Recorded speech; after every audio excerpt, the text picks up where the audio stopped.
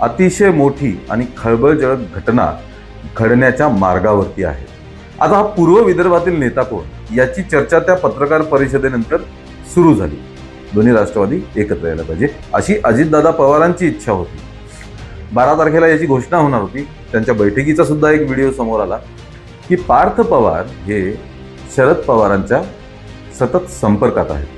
प्रफुल्ल पटेलांच्या त्या फाईलचा वाद, सुनील तटकरेंच्या या नरेश अरोराच्या कॉन्ट्रॅक्टरचा वाद, या दोन्हीही गोष्टी आता अजितदादा यांचं निधन झाल्यानंतर सुनेत्रा पवारांचा शपथविधी आणि दुसरी गोष्ट अख्ख्या महाराष्ट्राला माहिती आहे की शरद पवारांचं राजकारण हे घडून त्याचा निकाल जेव्हा लागतो त्याच वेळी ते सगळ्यांना कळतं की हे शरद पवारांनी घडून आणलेले. ते जेव्हा घडत असतं तेव्हा कधीही कोणाला कळत नाही.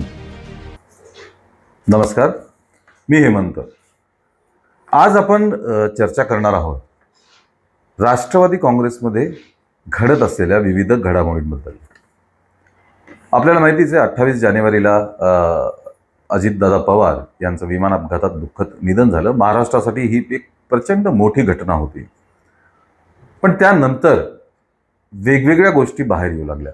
राजकीय नेत्यांच्या प्रतिक्रियांमधनं, पत्रकार परिषदांमधनं आणि ठिकठिकाणी ज्याची चर्चा होतीये अशा घटनांमधनं काही वेगळ्याच गोष्टी बाहेर येऊ लागल्या. मग ते अजितदादांच्या मृत्यूचं कारण असो, तो घात आहे का अपघात आहे हे असो, राष्ट्रवादीच्या विलिनीकरणाची चर्चा असो, अशा वेगवेगळ्या चर्चा होत आहेत. पण आता ही चर्चा एक पाऊल पुढे जाऊन अतिशय मोठी आणि खळबळजनक घटना घडण्याच्या मार्गावरती आहे. ही घटना काय आहे, ती कशामुळे घडतीये, त्यामागचे विविध कारणं काय आहेत हे आपण आज जाणून घेऊया. कारण ह्या सगळ्या गोष्टी माध्यमांमध्ये आणि राजकीय वर्तुळामध्ये यांची मोठ्या प्रमाणात चर्चा होते. आपण त्या जाणून घेऊया. अजितदादांच्या विमान अपघातातील मृत्यूनंतर रोहित पवारांनी पत्रकार परिषद घेतली काही दिवसांपूर्वी आणि त्यांनी एक ठळक मुद्दा मांडला. तो म्हणजे 27 जानेवारीच्या संध्याकाळी अजितदादा पवार हे गाडीने बारामतीला जाणार होते आणि मग दुसऱ्या दिवशी त्यांचा नियोजित कार्यक्रम होता. परंतु पूर्व विदर्भातील एका बड्या नेत्याच्या आग्रहामुळे किंवा बड्या नेत्याच्या इच्छेमुळे, आग्रहामुळे, या गोष्टींमुळे अजितदादांना तिथेच उशीर झाला, मुंबईतच. त्याचं कारण होतं की राईस मिलची कुठली एक फाईल आहे, त्या फाईलवरती अजितदादा पवारांची सही हवी होती आणि ती सही करण्यासाठी पूर्व विदर्भातील या नेत्याने प्रेशराईज केलं, त्याने आग्रह केला.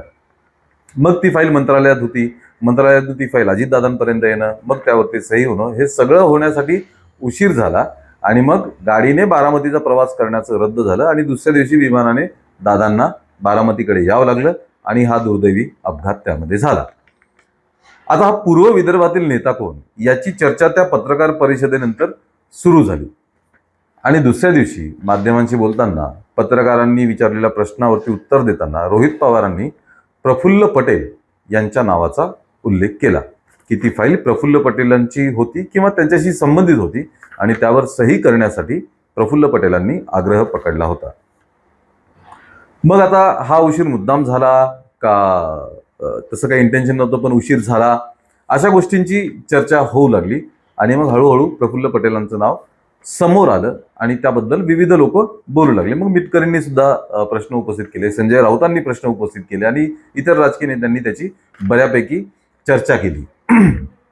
पण आता एक गोष्ट जी समोर येते ती फार विलक्षण आहे आणि त्यामुळे खूप मोठी राजकीय उलथापालथ घडू शकते, अशी ही एक घटना होऊ शकते पुढच्या काही दिवसांमध्येच. साधारणपणे शरद पवार गटाचे सर्व आमदार अजितदादा गेल्यानंतर याचा प्रामुख्याने उल्लेख करत होते की अजितदादांची इच्छा होती दोन्ही राष्ट्रवादींचं विलिनीकरण व्हायला पाहिजे, दोन्ही राष्ट्रवादी एकत्र यायला पाहिजे, अशी अजितदादा पवारांची इच्छा होती. आणि तशी शरद पवारांनी सुद्धा दादांच्या मृत्यूनंतर लगेचच दुसऱ्या तिसऱ्या दिवशीच सांगितलं की हो 12 तारखेला याची घोषणा होणार होती. त्यांच्या बैठकीचा सुद्धा एक व्हिडिओ समोर आला आणि ही सगळी चर्चा झाली होती, सगळं फायनलाइज झालं होतं आणि 12 तारखेला 12 फेब्रुवारीला त्याची घोषणा होणार होती की दोन्ही राष्ट्रवादींचं विलिनीकरण होणार आहे, असं खुद्द शरद पवारांनी सुद्धा दाखवलं. आणि शरद पवारांच्या गटातील सर्वच नेत्यांनी आजही ते म्हणतात की दादांची ही इच्छा होती. पण प्रामुख्याने प्रफुल्ल पटेल आणि सुनील तटकरे या दोघांनी कधीही या गोष्टीला दुजोरा दिला नाही. की हो दादांची अशी इच्छा होती, जवळपास घोषणा होण्यातच होती आणि सर्व काही ठरलं होतं, असं या दोघांनी कधीही म्हटलेलं नाही आहे. जेव्हा दादांच्या गटातील लोकांचं सुद्धा असं म्हणणं होतं की दादांची ही प्रामुख्याने इच्छा आहे. त्याबरोबरच सुनेत्रा पवार आणि पार्थ पवार यांनी सुद्धा अजूनपर्यंत यावरती काही ठळकपणे भाष्य केलेलं नाही आहे. प्रामुख्याने शरद पवार गटातील नेते याबद्दल बोलत आहेत आणि तशी ती इच्छा बोलून दाखवतात. पण अशी चर्चा आहे राजकीय वर्तुळात आणि माध्यमांमध्ये सुद्धा की पार्थ पवार हे शरद पवारांच्या सतत संपर्कात आहेत. आपण पाहिलं की दादांच्या निधनानंतर 2-3 दिवसांनी जो एक लोकांना सांत्वनापर जे लोक भेटणार होते त्यांना भेटण्याच्या कार्यक्रमात देखील शरद पवार उपस्थित होते, सुनेत्रा पवार होत्या, पार्थ पवार होते. पार्थ पवार अगदी त्यांच्या शेजारी बसून त्यांच्याशी गहन चर्चा करत होते आणि अतिशय कौटुंबिक दृश्य ते आपण सगळे माध्यमांमध्ये पाहिलेले आहेत. आता त्या दिवशीच्या अजून एका घटनेकडे आपण वळूया. नरेश अरोरा हा जो एक ॲडवायझर होता, पॉलिटिकल ॲडवायझर, ज्याचा अजित पवारांशी कॉन्टॅक्ट होता पॉलिटिकल ॲडवायझिंगचा आणि ब्रँड इमेजिंगचा.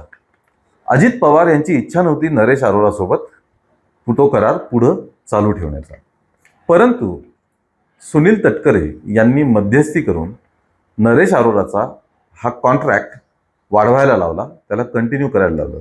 प्रफुल्ल पटेलांच्या त्या फाईलचा वाद, सुनील तटकरेंच्या या नरेश अरोराच्या कॉन्ट्रॅक्टरचा वाद, या दोन्हीही गोष्टी अजितदादा पवारांसोबत मागच्या काही दिवसांमध्ये घडत होत्या. काल काही नेत्यांनी सुद्धा हे स्टेटमेंट केले की मागच्या काही 3-4 महिन्यांपासून दादा हे एकाकी पडलेले होते, एकटे पडलेले होते, काही ताणतणावात होते किंवा बऱ्याच गोष्टींना सॉल्व्ह करण्यात त्यांचा प्रयत्न चालू होता. हे सुद्धा वक्तव्य समोर आलेलं आहे. अशा परिस्थितीमध्ये जेव्हा सुनील तटकरे आणि प्रफुल्ल पटेल हे वादाच्या भोवऱ्यात सापडलेले आहेत, त्यांच्याकडे संशयाची सुई फिरवली जात आहे माध्यमांकडनं, काही नेत्यांकडनं, अशा वेळी अजितदादा पवारांच्या गटातील जी प्रमुख नेत्यांची फळी आहे, काही नावं आपण घेऊया, जसं भुजबळ असतील किंवा हसन मुश्रीफ असतील किंवा अनिल पाटील असतील, मुख्य जे नेते अजितदादांच्या गटातले, त्यापैकी कोणीही प्रफुल्ल पटेल आणि सुनील तटकरे यांची बाजू घेण्यासाठी समोर आलेलं नाही. तुम्ही सर्च करू शकता, तुम्ही शोध घेऊ शकता. प्रफुल्ल पटेल आणि तटकरेंच्या बाजूने कोणीही उभं राहिलेलं नाही. त्या गटातनं कोणी काहीच बोललेलं नाही, पाठिंबा नाही, सपोर्ट नाही, काहीच नाही. याचं कारण असं आहे की जर तटकरे आणि प्रफुल्ल पटेल आधीच यांच्याकडे संशयाने बघितलं जाते, त्यात त्यांना पाठिंबा देणं म्हणजे अजितदादा पवारांच्या विरोधात बोलल्यासारखं होऊ शकतं. त्यामुळे कोणीही राष्ट्रवादीतला नेता हा तटकरे आणि प्रफुल्ल पटेलांच्या सपोर्टमध्ये पुढे आलेला नाहीये, कोणीच त्यांचा बचाव करत नाहीये. अनिल पाटील हे जे राष्ट्रवादीचे आमदार आहेत, त्यांनी तर सरळ सरळ म्हटलेलं आहे की रोहित पवारांनी जे मुद्दे मांडलेत त्या मुद्द्यांचा मी सपोर्ट करतो, त्याचा पाठिंबा करतो, हे बाहेर आलंच पाहिजे, या प्रश्नांची उत्तरं मिळालीच पाहिजे. हे सगळं घडत असताना इकडे पार्थ पवार शरद पवारांसोबत जुळवून घेत आहेत असं सुद्धा चित्र आहे. अशा काही बातम्या आहेत, अशी चर्चा सुद्धा आपल्या समोर आली आहे. आता अजितदादा यांचं निधन झाल्यानंतर सुनेत्रा पवारांचा शपथविधी ही एक विलक्षण घडलेली गोष्ट, ज्याची चर्चा भरपूर होती. सुनेत्रा पवारांवरती टीका सुद्धा केली जाते, बरेच लोक संशय व्यक्त करतात. पण माध्यमांमध्ये आणि राजकीय वर्तुळात अशी चर्चा आहे की हे सर्व शरद पवारांनी घडवून आणलेलं आहे. जसं अजितदादा ज्यावेळी राष्ट्रवादीतून फुटले होते तेव्हा सुद्धा असं बोललं गेलं होतं की हे शरद पवारांनीच घडवून आणलेलं आहे. आणि सुनेत्रा पवारांचा शपथविधी हा सुद्धा शरद पवारांनीच घडवून आणला आहे अशी चर्चा आहे, असं बोललं जात आहे. आणि दुसरी गोष्ट अख्ख्या महाराष्ट्राला माहिती आहे की शरद पवारांचं राजकारण हे घडून त्याचा निकाल जेव्हा लागतो त्याच वेळी ते सगळ्यांना कळतं की हे शरद पवारांनी घडवून आणलेलं आहे. ते जेव्हा घडत असतं तेव्हा कधीही कोणाला कळत नाही. तर ही सुद्धा एक चर्चा आहे, ही सुद्धा एक शक्यता आहे. याचं कारण असं की अजितदादांच्या निधनानंतर अगदी दुसऱ्या-तिसऱ्या दिवशीपासून प्रफुल्ल पटेल आणि सुनील तटकरे हे प्रचंड ॲक्टिव्ह झाले होते. त्यांच्या काही महत्वाकांक्षा असू शकतात. राजकारणात हे होतच असतं. प्रचंड ऍक्टिव्ह होते, जे सगळीकडे समोरच असायचे. सुनेत्रा पवारांच्या, पार्थ पवारांच्या सोबतच कायम असायचे. माध्यमांसमोर सुद्धा ते यायचे आणि ते प्रचंड ऍक्टिव्ह झाले होते. जणू काही असं वाटत होतं की राष्ट्रवादी काँग्रेस हा पक्ष आता पटेल आणि तटकरे हेच चालवणार किंवा त्यांच्या ताब्यात हा पक्ष जाणार की काय, अशा पद्धतीच्या चर्चा सुद्धा सुरू होत्या आणि त्या आपोआप घडून येत होत्या. त्यामुळे राष्ट्रवादी काँग्रेस ही पवार कुटुंबियांच्या बाहेरच्या कुठल्या व्यक्तीच्या हातात जाऊ नये. राष्ट्रवादी काँग्रेसचा अध्यक्ष हा कायम पवार कुटुंबातलाच असावा, या एका गोष्टीसाठी शरद पवारांनीच सुनेत्रा पवारांना उपमुख्यमंत्री बनवलंय किंवा त्यांच्या पाठिंब्याने, त्यांच्या विचारांनीच हे घडलंय असं म्हटलं जात आहे. या उलट हसन मुश्रीफ सारखे नेते असतील, हसन मुश्रीफांनी सरळ माध्यमांसमोर म्हटलेलं आहे की सुनेत्रा पवार जर म्हणाल्या की हे राष्ट्रवादींचं विलिनीकरण झालं पाहिजे, तर हे विलिनीकरण घडून येईलच, म्हणजे त्यांचा पूर्णपणे पाठिंबा आहे. शरद पवार पक्षाचे जयंत पाटील यांनी सुद्धा ओपनली माध्यमांसमोर म्हटलंय की आम्ही सुनेत्रा पवार किंवा पार्थ पवार यांच्या मार्गात कुठल्याही प्रकारचा अडथळा निर्माण करणार नाही, अडथळा होऊ देणार नाही. या उलट आम्ही सुनेत्रा पवारांना सांगितलंय की तुम्हाला या राजकीय वाटचालीत कुठल्याही प्रकारची समस्या असेल, प्रॉब्लेम असेल, तर अगदी तुम्ही आमची मदत मागू शकता. आम्ही तुम्हाला पूर्णपणे सपोर्ट आणि मदत करू. जयंत पाटलांची ही प्रतिक्रिया आहे, माध्यमांसमोर त्यांनी दिलेली आहे. आणि दुसरी गोष्ट म्हणजे नेतृत्व जे आहे ते पवार कुटुंबातच राहिलं पाहिजे. या सगळ्या घडामोडी, या सगळ्या गोष्टींमुळे सुनेत्रा पवार या उपमुख्यमंत्री झालेल्या आहेत. आता येऊया मूळ मुद्द्याकडे.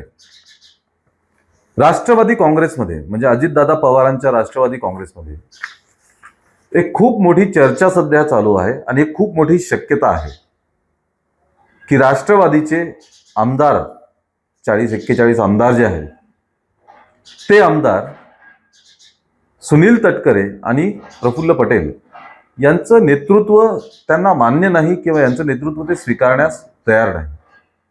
अजितदादा गेल्यानंतर कोणीतरी अनुभवी नेता, कोणीतरी अनुभवी सक्षम व्यक्ती यांनी पक्षाचं नेतृत्व केलं पाहिजे, असं या आमदारांचं पूर्णपणे मत आहे.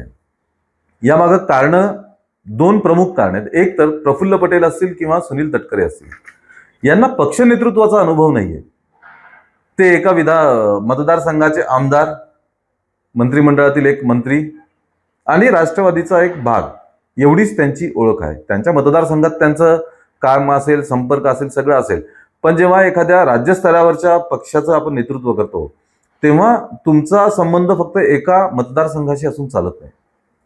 पक्षातील सर्व नेत्यांची फळी, सर्व कार्यकर्त्यांची फळी, यामध्ये तुमचा संपर्क असायला पाहिजे. जो अजितदादांचा होता, शरद पवारांचा तर होताच होता. अजितदादांचा दांडगा काय म्हणतो संपर्क हा त्यांच्या नेते मंडळींशी, त्यांच्या कार्यकर्त्यांशी होता. तो तटकरे आणि प्रफुल्ल पटेल यांचा नाहीये. दुसरी गोष्ट, प्रफुल्ल पटेल आणि सुनील तटकरे हे मातीशी जुळलेले नेते किंवा राजकारणी नाहीत, असा समज म्हणण्यापेक्षा असं म्हणणं सर्व कार्यकर्त्यांचा आणि नेते मंडळींचा आहे. तिसरी गोष्ट, अजितदादा पवार यांचं निधन झाल्यानंतर साहजिकच सहानुभूती जी आहे ती पवार कुटुंबाच्या बाबतीत असणार आहे सर्वांची. तटकरे किंवा प्रफुल्ल पटेल किंवा इतर कुठल्या नेत्याच्या बाबतीत नसणार आहे, तर ती सहानुभूती जी आहे ती पवार कुटुंबाच्या बाबतीत असेल. कारण की राष्ट्रवादी म्हटलं की पवार हेच नाव समोर येतं. जसं काँग्रेस म्हटलं की गांधी, तसंच राष्ट्रवादी म्हणलं की पवार हेच नाव सगळ्यांच्या समोर येतं. ओळखच तशी आहे. हे दोन्ही गोष्टी, हे दोन्ही नावं, राष्ट्रवादी काँग्रेस आणि पवार, हे नावं एकमेकांशी संलग्नित आहे. त्यामुळे पक्ष नेतृत्व म्हणून पवारांव्यतिरिक्त इतर कुठल्या नेत्याचा स्वीकार करणं हे कार्यकर्त्यांसाठी आणि नेते मंडळींसाठी थोडं अवघड आहे. तशी चर्चाच आहे. त्यामुळे आता राष्ट्रवादी काँग्रेसमध्ये तटकरे आणि प्रफुल्ल पटेल यांना वगळून, यांना सोडून इतर जे नेते आणि आमदार आहेत ते स्ट्रॉंगली या भूमिकेत आहेत की आपल्याला आता विलिनीकरण हवंय आणि विलिनीकरण जर होत नसेल तर सरळ सरळ आपण शरद पवारांच्या राष्ट्रवादीमध्ये परत जाऊया, अशी शक्यता आहे, दाट शक्यता आहे. पुढच्या एका आठवड्याच्या आत या बाबतीत काहीतरी हालचाली घडू शकतात. काल सुनेत्रा पवारांनी राष्ट्रवादीच्या नेत्यांची एक बैठक बोलवलेली आहे. कदाचित ती या कारणासाठी असू शकते, कदाचित यावरती चर्चा चालू असू शकते. कारण सुनील तटकरे हे अतिशय महत्वाकांक्षी होते असं बोललं जातं. दादा गेल्यानंतर कदाचित उपमुख्यमंत्री पदाची महत्वाकांक्षा त्यांची असू शकते, प्रफुल्ल पटेलांची राष्ट्रीय अध्यक्षपदाची महत्वाकांक्षा असू शकते, किंवा काहीही असू शकतं. पण ह्या चर्चा सगळीकडे खूप रंगत आहेत. त्यामुळे जर अलीकडच्या काळात जर एखादी अशी बातमी आली, एखादी अशी घटना घडली, तर ते त्यामागचे ही कारणं सगळी असू शकतात, जी माध्यमांमध्ये आलेली आहे, जी राजकीय वर्तुळात ज्याची चर्चा चालू आहे. आणि असं खळबळजनक एखादी घटना घडण्याची दाट शक्यता आहे. तर तुम्ही आम्ही सर्व मिळून या घटनेची वाट बघूया. काय घडामोडी घडतात ते पुढे बघूच या. आणि जर काही घडलं असेल तर त्याचं विश्लेषण करण्यासाठी आपण एक नवीन व्हिडिओमध्ये सुद्धा संवाद नक्कीच करूया. धन्यवाद. चॅनलला सबस्क्राईब करायचं तुम्ही विसरू नका.